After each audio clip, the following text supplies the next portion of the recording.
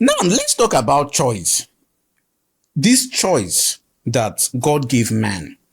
If God created man with a choice, does this not mean that God also created wrong and right? No. Because I mean, let's dissect it in a way that we understand it. Yes. If I have a choice, yes, choice cannot exist without two things. Yes. It's only when there are two options that there is a choice. Yes. So, and if I was created from the beginning with a choice, this choice, what was it? Okay. Is it wrong and right? Okay. No. Because there must be two things. Okay. So the choice was not wrong and right. The original choice God gave man was Christ. In Genesis, Adam and Eve, tree of life. Eat that one. Tree of the knowledge of good and evil. Don't eat that one. That is the problem. I'm coming. That's how that's how Moses saw that narration in a vision. But remember, the New Testament interprets the Old Testament. You cannot take a vision verbatim because a vision has metaphors. The tree of life and the tree of the knowledge of good and evil are metaphors, which means they require interpretation. Adam is not a metaphor. Eve is not a metaphor. The serpent is a metaphor because it's nothing like the serpent. That's a personality, which means the communication there is a metaphor. So, which means there are metaphors because vision comes with the language of both literals and metaphors. And in that story, we can see metaphors and literals. So how do we interpret what that choice was? You come to the New Testament. What does the New Testament say?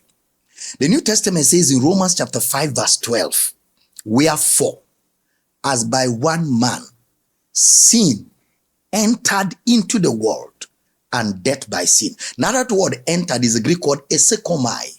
Esekomai means a foreign object that did not exist in the world was introduced into the world. So the question now would be, what was this choice that God gave to Adam? It was not the choice of eat fufu, don't eat eba. It was not the choice of wear white cloth, don't wear green cloth. It was not the choice of you will drink water or you will not drink water. It was not the choice of lie, don't lie. The original choice was to believe the gospel of Christ. Or not to believe. Or not to believe. That is the problem. Now I'm coming. The not to believe was not created. The creation, what God created, was man to choose Christ. The unbelief there is an absence, not a creation. It's an absence. Darkness was not created. Darkness is the absence of light. Death was not created. Death is the absence of life. Are you following? So all that God created was life, light, good, blessings. But when man rejects life, man will be with an absence of life. The absence of that life by choice will be darkness. Not because God created darkness, but because darkness is the announcement of an absence. That's why the moment Adam sinned, watch what God said to Adam. Where art thou? Because there's somewhere you're supposed to be. By my plan for you that you're not there. Meaning there's an absence. Where art thou? He said, I'm naked. Naked means absence. Something is missing. So darkness is absence. That's why if there's darkness all over this room and you put on light, light destroys darkness. But if there's light in this room and you bring darkness, darkness cannot destroy light. Because light is created, but darkness is an absence.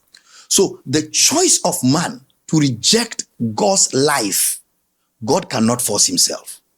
If he forces himself, then you are not a free moral agent. God will honor your choice. So when you say, I don't want you, God will withdraw. The withdrawal of God's presence from that man will be darkness. That darkness is where evil originated from. The absence of light. That's why the book of 1 John chapter 1 verse 5 will say, this then is the message that we have heard, that God is light, and in him is no darkness at all. Meaning God is absolute light.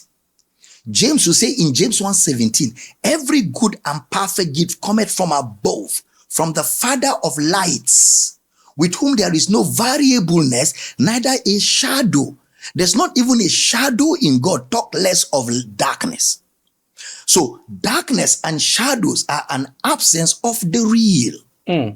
When you reject the real, then you are left with a vacuum. And life cannot allow you to have an empty vacuum. So what exists in that vacuum? Will it be darkness? Will it be death? Or will it be destruction?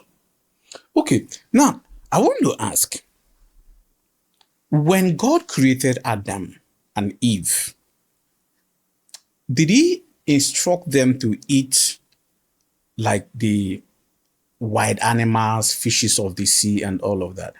Oh, when God created all the animals and the herbs,